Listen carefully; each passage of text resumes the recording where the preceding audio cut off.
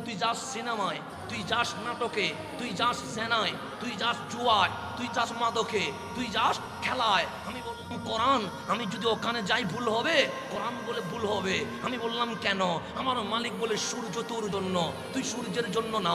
চাঁদ তোর জন্য, তুই চাঁদের জন্য না।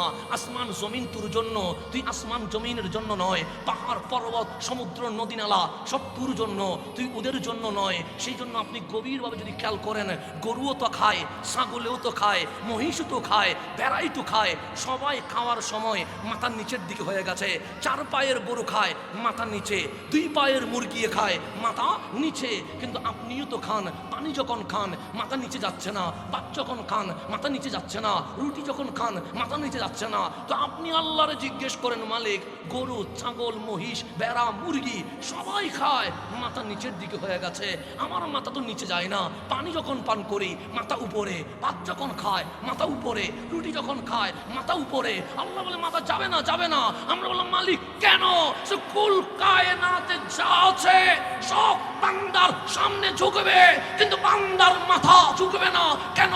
মালিক বলে হুয়াল্লাযী ইউসাব্বিরুকুম ফিল আরহামি কাইফা ইয়াশা।